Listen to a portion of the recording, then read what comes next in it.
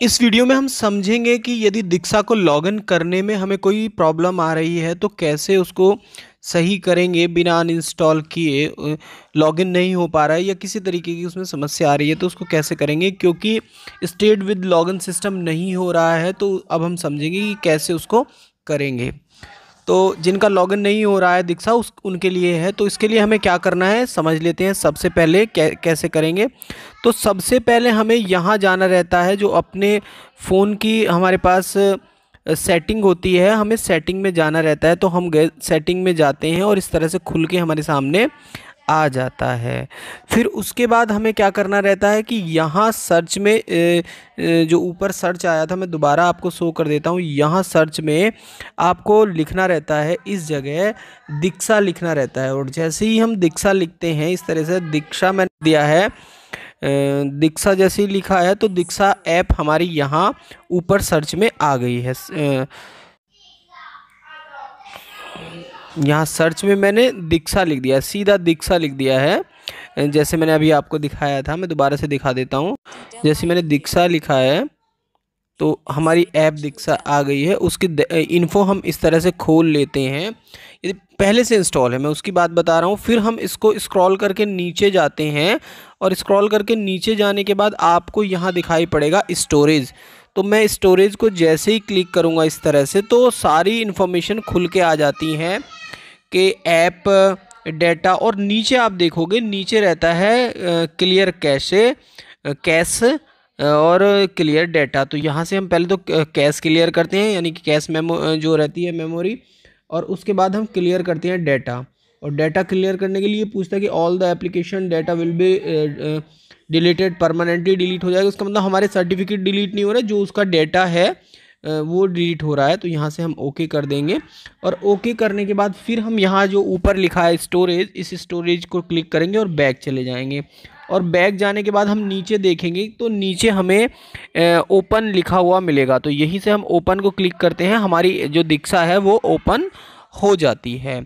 Open होने के बाद अभी प्रोसेसिंग में चल रहा है, तो इस तरह से खुल के हमारे सामने आ जाता है। यानी कि अब हमें अपना प्रोफाइल सेट करना है। तो सबसे पहले हम यहाँ से चूज़ करते हैं अपनी लैंग्वेज। यहाँ से लैंग्वेज हमने चूज़ कर ली है, तो लैंग्वेज मैंने चूज़ की है इंग्लिश। तो लैंग्वेज यहाँ से चूज़ इंग्लिश कर ली है। तो जैसे ही हमने इंग्लिश फिर कंटिन्यू किया है, कंटिन्यू के बाद एज ए टीचर किया है, फिर हमने नीचे जाके कंटिन्यू कर लिया है। और यहाँ से बोर्ड सेलेक्ट किया है। बोर्ड में मतलब बिल्कुल ऐसे जैसे हम इंस्टॉल के बाद करते हैं वो सारी प्रोसेस। फिर मीडियम सेलेक्ट कर लिया है, तो मीडियम हमारा हिंदी है। और फिर हमने क्लासेस सेलेक्ट कर ली हैं, जितनी हमारी क्लासेस हैं, आपका कंपोजिट है या आपका प्राइमरी है या आपका जूनियर है, उसके हिसाब से आप अपनी क्लासेस सेलेक्ट कर लेंगे। फिर नीचे कंटिन्यू से कंटिन्यू करेंगे यहाँ। तो कंटिन्यू करने के बाद कुछ प्रोफाइल अपडेटेड सक्सेसफुली आ जाएगा। और उसके बाद आप देखोगे यहाँ से स्टेट पूछ रहे हैं, तो स्टेट हमने अपना यहाँ से यूपी दे ही दिया है, उत्तर प्रदेश। और यहाँ से हमने अपना डिस्ट्रिक्ट चूज़ कर लिया है।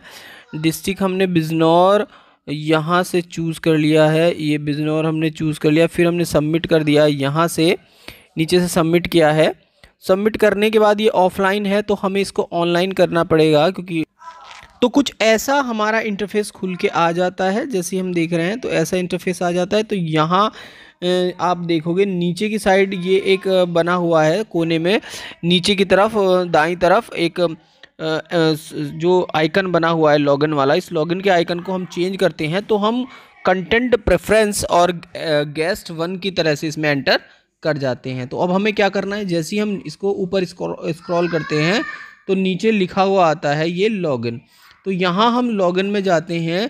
लॉगिन में जाने के बाद ये जो है 3 तरह से लॉगिन आता है: login with Diksha, login with state system, sign in with Google.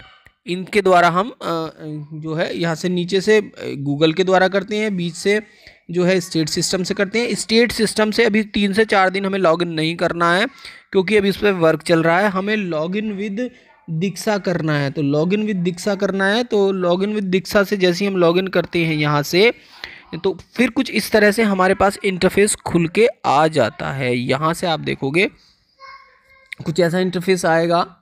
Processing थोड़ी स्लो है।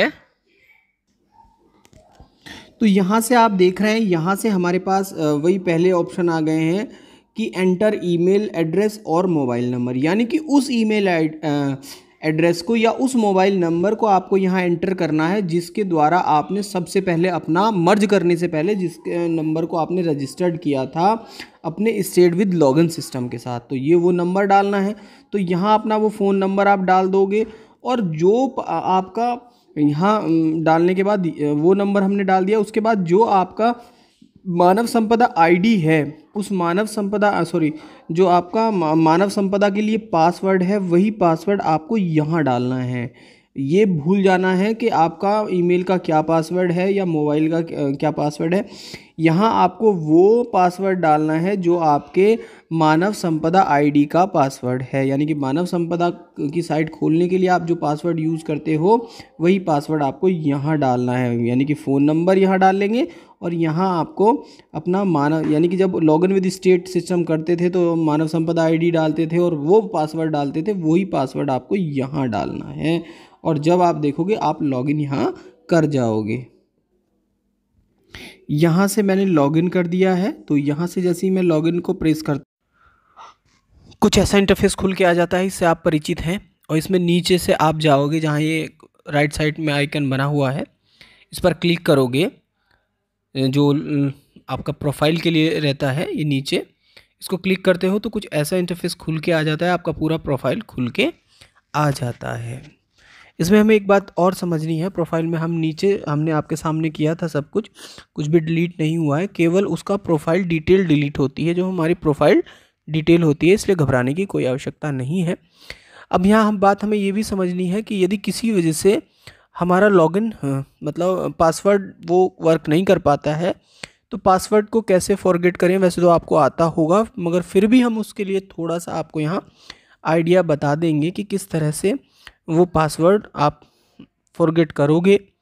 यहाँ से सारी डिटेलिंग तो आप जानते ही हो कि किस तरह से क्या करना रहता है, ये आपके कोर्स सारे दिखाई यहाँ देते हैं। तो यहाँ इस तरह से कोर्स दिखाई देते हैं। नीचे यदि किसी वजह से आपकी दीक्षा नहीं खुलती है तो उसके लिए भी आगे आपके साथ कुछ सूचनाएं हम कुछ साझा करेंगे, जिसमें कि कैसे फॉरगेट करते हैं पासवर्ड फॉरगेट करने के किस तरह से जब सेट कर देते हो कैसा इंटरफेस खुल के आता है, उसको फिर आप कैसे खोलते हो। यहाँ एडिट के ऑप्शन आप देख रहे होंगे, एडिट से यहाँ से जाके आप एडिट कर सकते हो, मगर एडिट की कोई आवश्यकता नहीं है। तो हम यहाँ समझते हैं, फॉरगेट पासवर्ड को समझ लेते हैं। तो यहाँ से लॉगिन वाले इस पेज से ही यहाँ नीचे लिखा हुआ है फॉरगेट पासवर्ड। तो जैसे ही आप फॉरगेट पासवर्ड को यहाँ से प्रेस करते हो तो फिर कुछ इस तरह से खुल के आता है। और यहाँ खुलने के बाद जैसी थोड़ी प्रोसेसिंग के बाद आप देखोगे तो रिकवरी अकाउंट का आता है। तो यदि आप ईमेल से रिकवरी करना चाहते हैं तो ईमेल, और अपने फ़ोन नंबर से करना चाहते हैं तो फ़ोन नंबर। तो यहाँ हमने फ़ोन नंबर डाला है, यानी कि जिससे भी आपका अकाउंट लिंक है मानव संपदा वाला जो मर्ज वाला है फ़ोन नंबर से तो फ़ोन नंबर, ईमेल आईडी है तो ईमेल आईडी। तो मैंने फ़ोन नंबर डाला है, अपना नाम यहाँ से डाला है, फिर मैंने नेक्स्ट कर दिया है। जैसे ही मैंने नेक्स्ट किया है तो उसके बाद कुछ ऐसे, यदि रजिस्टर्ड नहीं है तो वो रजिस्टर्ड नो लिख के आएगा, रजिस्टर है तो ये इन्फॉर्मेशन खुल के आएगी जो चीज़ें आप, जैसे मेरी 2 ईमेल आईडी यहाँ रजिस्टर्ड है उसके साथ में एक फ़ोन नंबर। तो मैं फ़ोन पर ही ओटीपी चाहता हूँ, इसलिए मैंने फ़ोन सेलेक्ट किया है, गेट ओटीपी, और ओटीपी मेरे फ़ोन नंबर पर पहुँच जाएगा। फिर मैं यहाँ एंटर ओटीपी का ऑप्शन आता है, मैं जो 30 मिनट के लिए वैलिड होता है उसको यहाँ सबमिट ओटीपी पे क्लिक करते हैं। ओटीपी डालने के बाद जो ओटीपी आया है उसको, ये 30 मिनट तक वैलिड है जैसे मैंने आपको बताया है। ओटीपी इसमें डालने के बाद जैसे मैं सबमिट करता हूँ तो फिर कुछ इस तरह से इंटरफेस खुल के आ जाता है। यहाँ कुछ समझने वाला है, तो यहाँ से आप देखोगे कि फिर बैक जाएंगे, यहाँ हम जो न्यू पासवर्ड हमने बनाया था, न्यू पासवर्ड बना लिया है, फिर यहाँ से बैक जाएंगे हम, बैक टू एप्लीकेशन, ऊपर देख रहे होंगे बैक टू एप्लीकेशन का ऑप्शन आ रहा है।